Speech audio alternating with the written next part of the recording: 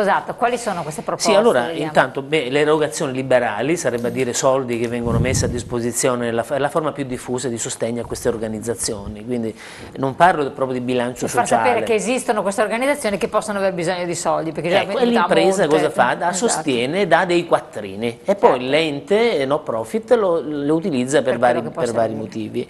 E c'è anche l'erogazione di beni e servizi. Per esempio, cioè l'impresa mette a disposizione dei beni all'associazione no profit, strutture, ma anche servizi. Per esempio, se ci sono attività che la società può fare a vantaggio del no profit, quindi di carattere amministrativo, di carattere fiscale, mette a disposizione. E mettere degli spazi espositivi a favore dell'impresa. Per esempio, sia l'impresa mette degli spazi a disposizione del no profit, sia il no profit mette degli spazi quando fa degli eventi di organizzazione per l'impresa, quindi l'impresa mette uno stand. Per esempio, io l'ho proposto in azienda, noi mandiamo al lavoro 9.000 persone, quindi insomma siamo un'azienda importante, tu sai. La trattenuta in busta paga, cioè una minima parte che venga trattenuta, ovviamente adesso è su base volontaria da parte del dipendente, a favore delle associazioni, dicendo chiaramente a chi andranno i soldi per una questione di trasparenza. Un coinvolgimento dello staff aziendale, per esempio in organizzazione di eventi, perché le associazioni non profit non sempre hanno la capacità organizzativa, c'è chi è molto organizzato, molto bravo, ma c'è chi ha bisogno anche di know-how che magari una staff aziendale può mettere a disposizione, delle borse di studio e premi, per esempio, a favore dell'associazione no profit, servizi informativi, l'avevo accennato, molto diffuso i servizi aggiuntivi ai familiari dei dipendenti, per esempio asili nido, eccetera, quindi dare questa organizzazione di questi momenti dei dipendenti delle imprese ad associazioni, per esempio del no profit, che possono organizzare delle attività. Sempre velocemente fare delle pubblicità socialmente utili assieme al no profit, perché va detto che nel bilancio sociale queste voci sono molto importanti, perché c'è un ritorno non di poco conto d'immagine per l'impresa. Promozione a favore del consumatore, ma questo riguarda più le grandi distribuzioni, come la raccolta punti, per esempio, mettersi d'accordo che con un supermercato che a fronte di acquisto l'acquirente sa che con quei punti vanno a favore di quell'associazione, quindi basta mettersi d'accordo con l'impresa. Oppure la sponsorizzazione di manifestazioni, anche questa diffusa. Le donazioni al pubblico, il famoso salvadenaio che già molto spesso le associazioni utilizzano. Un volontariato di impresa dei dipendenti dell'azienda a favore del no profit, per esempio dare lo spazio al dipendente dell'azienda, dire ok, guarda, anziché venire a lavoro un'ora tu puoi dedicarla a questa associazione, per esempio, questa è un'azione interessante. Un volontariato educativo a favore del personale. In pratica questo sempre riguarda il know-how che l'impresa ha, che può mettere a disposizione da parte nei confronti. Questi sono alcuni dei suggerimenti. Sì, alcuni suggerimenti. Ecco, secondo lei, Presidente, lette queste cose sempre più lontano che non ci vedo. Esatto, infatti sto vedendo l'allontanamento, perché per sembrare giovane, ancora più giovane, non si mette gli occhiali. Ma dovrei metterli. No, sono proposte molto interessanti, poi essendo io anche imprenditrice stavo già facendo i conti, ma quanto defiscalizzo di tutte queste cose, perché alla fine insomma si sta parlando. Questa è la provocazione che ho fatto io prima, se nella legge di stabilità ci fosse la possibilità di avere un beneficio anche fiscale, è chiaro che saremo più saremo tutti incentivati.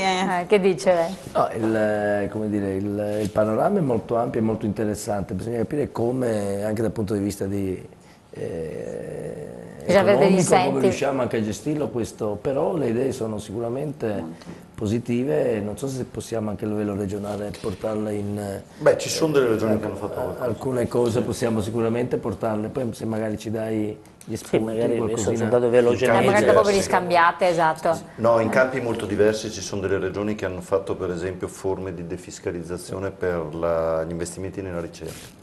Nel campo della ricerca hanno sostenuto le imprese che maggiormente fate trovare delle soluzioni, la buttate là, le ha studiate in realtà, se le ha dette così però. Applicandola alla trasmissione di questa sera, quindi stando sul tema della violenza, avendo visto i numeri di ciò che la Regione Veneto deve realizzare nel prossimo periodo, insomma, grazie anche a questi finanziamenti nazionali del governo, io credo che una cosa concreta, e siamo in una fase di blocco del mercato immobiliare, per le case di fuga e per le case di secondo livello sicuramente ci sono tante imprese che hanno alloggi di proprietà e che sono lì chiusi da mesi e da anni. Tutto sommato potrebbe esserci una convenzione, un accordo tra Regione e imprese immobiliari per la realizzazione sia di case di fuga sia per non le so se a case livello di secondo comunitario si questo possono potrebbe recepire... essere una cosa molto concreta. Sì, infatti, a livello comunitario è rispetto possibile avere ci sono dei bandi, probabilmente potrebbe esserci anche qualcosa da poter utilizzare. Sì, ci sono più di carattere generale, però sulla pari opportunità ci sono molti bandi, l'Europa è molto attenta, molto sensibile, bisogna saperli utilizzare.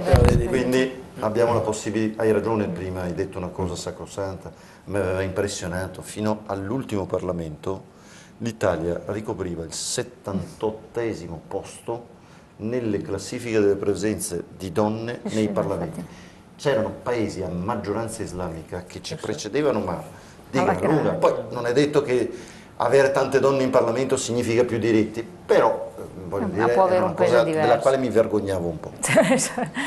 Sì, mi sembra che questa ultima proposta anche del consigliere sia una proposta anche intelligente, perché sicuramente arriverebbe in un momento di un blocco per quanto riguarda del mercato, ci sono migliaia, ahimè purtroppo, migliaia di appartamenti o sfitti dove non sono stati neanche mai abitati, quindi potrebbero magari venire via oppure essere affittati. Ma si potrebbe sicuramente risolvere la questione per quanto riguarda la casa con cifre magari neanche tanto importanti, e immettere nello stesso momento anche liquidità in quell'impresa che magari poi, ecco, quindi questa può essere una delle cose, perché poi a me, essendo l'attività che faccio, anche sindacalista, cercare di fare un qualcosa, poi tentare di dare qualche risposta, questa potrebbe essere una, come per esempio le proposte che venivano fatte, le interessanti, anzi sarebbe una bella cosa fare una trasmissione sul welfare integrativo, perché poi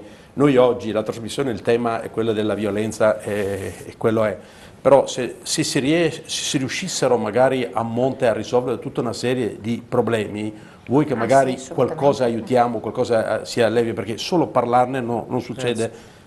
Su quelle questioni secondo me ci vorrebbe una trasmissione, perché ci sono vantaggi fiscali per l'impresa, numerosi vantaggi fiscali, e ce ne sono già. Per esempio, cosa potrebbe fare anche la Regione, per esempio a Trento Bolzano, per una donna che lavora e versa a un fondo di previdenza integrativa, se va in maternità, la Regione contribuisce per quel periodo e la copre per quel periodo al fondo di previdenza integrativa, quindi gli dà continuità, è la Regione che ci mette risorsa. In Veneto, ahimè, non abbiamo questi vantaggi, cioè non ci sono regioni speciali, eccetera, eccetera, però questo per esempio non c'è, però è una di quelle cose che perché non aiuterebbe. Come potrebbe sicuramente aiutare, noi lo facciamo già, abbiamo già esperienza in questo caso, sono 10 anni che lo facciamo, per la sanità integrativa abbiamo, attraverso il nostro fondo che abbiamo costituito, è nato in Veneto, proprio Arcobaleno, un fondo sanitario che dà la possibilità anche in questo caso a chi sta a casa, a chi non ha un posto di lavoro, di aderire a queste prestazioni sanitarie, e spesso è l'azienda stessa che paga. E poi dopo ovviamente... Insomma, quindi soluzioni ce ne possono essere. Soluzioni ce ne sono, per esempio una delle ultime che se riusciamo, è una scommessa un po', è una cosa semplice, una cosa piccola, però come mi insegnano, magari come mi spiega anche mia moglie, le piccole cose sono poi quelle che muovono il mondo. Noi abbiamo fatto un sondaggio tra le nostre delegate sindacali, tra le donne che conosciamo, e abbiamo chiesto quante ore alla settimana dedicano al lavare e stirare, che piace poco magari anche alle donne, eccetera. Però la media che viene fuori di 4 persone, viene fuori la bellezza di 7 ore, 8, ma per persone a settimana.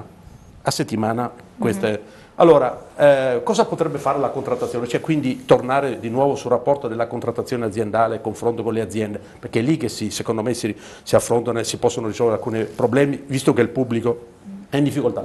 In uno spirito di responsabilità sociale del territorio, stiamo tentando, adesso non lo dico per scaramanzia, ma stiamo tentando in un posto qua del Veneto, del Trevigiano meglio, in un accordo con l'azienda a fare una lavanderia aziendale. Cioè dove i dipendenti all'entrata portano le cose da lavare e se la riportano a casa già lavata e stirata. L'obiettivo, attenzione, non è il problema di avere la roba stirata, l'obiettivo è che quella mamma, quella donna che lavora ha la possibilità di andare a casa, quell'ora invece di stirare e lavare si può leggere un libro, può andarsi a prendere un gelato, perché anche la qualità della vita, occhi che si dilatano, anche la qualità della vita, e qua sono convinto che anche le imprese, parlo anche alla signora che è un'imprenditrice, si devono far carico. Per esempio noi come impresa, siamo chiusi. Sì, noi come impresa noi facciamo fare dopo scuola, per esempio se persone sa l'inglese, facciamo fare dopo scuola un'oretta il libro e fanno dopo scuola ai figli, la mettono a disposizione. Esatto, no, questo è molto interessante, sono tutti input che speriamo, magari li rielaboriamo in un'altra occasione, però possono essere molto importanti, magari prendetevi una nota che ognuno nel proprio cerchi di portarli al risultato. Una battuta anche a lei per quel che riguarda il comune, proprio siamo fuori tempo massimo? Beh, sì, i comuni sono la canna del gas. No, io volevo fare un'altra battuta, molto semplicemente,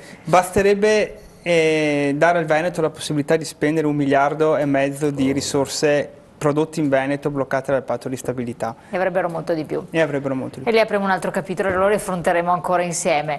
Allora, vi ringraziamo naturalmente, a voi buon lavoro perché siete in prima battuta, in primo campo. A questo proposito lo dicevo prima, ma c'erano le voci che mi sovrastavano. La dottoressa è venuta qua con il bambino, con la babysitter, insomma una persona una collega che fa da babysitter per riuscire a tenere il bambino, altrimenti effettivamente, ecco un esempio eclatante, non sarebbe potuto intervenire e non avrebbe avuto l'opportunità quindi di dare il suo apporto anche di conoscenza a tutti quanti noi.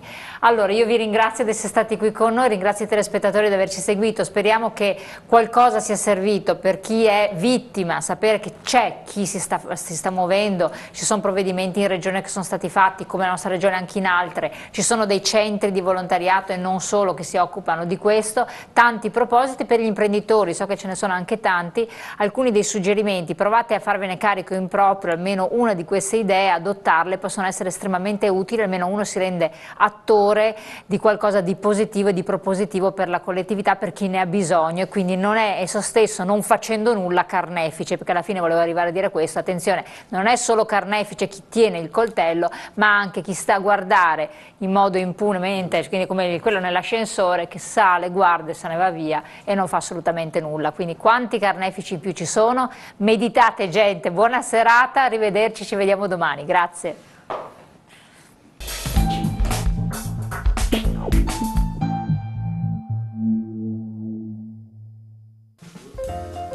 Luigi Sposato, presidente Eurointerim. Andiamo su un'altra piattaforma, andiamo quindi su internet e parliamo di qualcosa di estremamente importante e innovativo per le aziende che vogliono farsi conoscere, far conoscere e vendere i propri prodotti all'estero, ovvero Bravo Italia è un marketplace di Eurointerim Servizi SPA e del gruppo quindi Eurointerim Agenzia per il Lavoro, intende dare la possibilità a coloro, quindi piccole e medie aziende che hanno un prodotto italiano, quindi Made in Italy valido, e viene data la possibilità di poter metterlo in vetrina e farlo individuare e riconoscere nel mondo.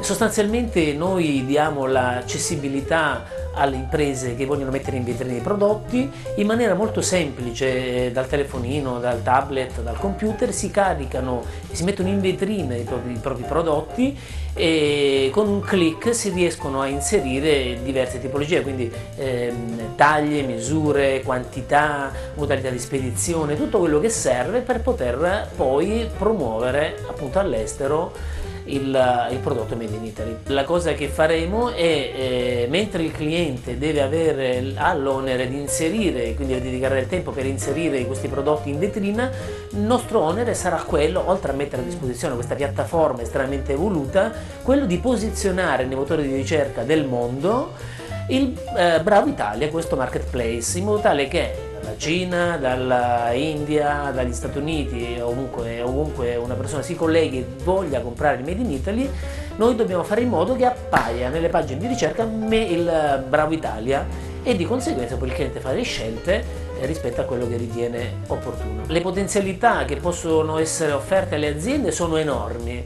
Come dicevo, il Made in Italy è riconosciuto come un qualcosa che appartiene a noi, quindi possono veramente tutti quanti prendere ad esempio dei prodotti che le nostre imprese producono ed esportano. Le potenzialità sono quelli di potersi andare a collocare in mercati, sia mercati emergenti sia mercati già consolidati, e di conseguenza anche, perché no, aumentare la forza lavoro qua in Italia, quindi dare delle opportunità di lavoro, perché è evidente che se si vende di più all'estero si assume di più in Italia. Va considerato che questo marketplace può aiutare, e in qualche caso è già stato così, alle imprese che mettono in vetrina i loro prodotti di poter anche trovare dei distributori e dei rivenditori nel mondo, quindi non solo vendere il singolo pezzo, ma anche trovare l'opportunità di ampliare in maniera grande la propria possibilità di business.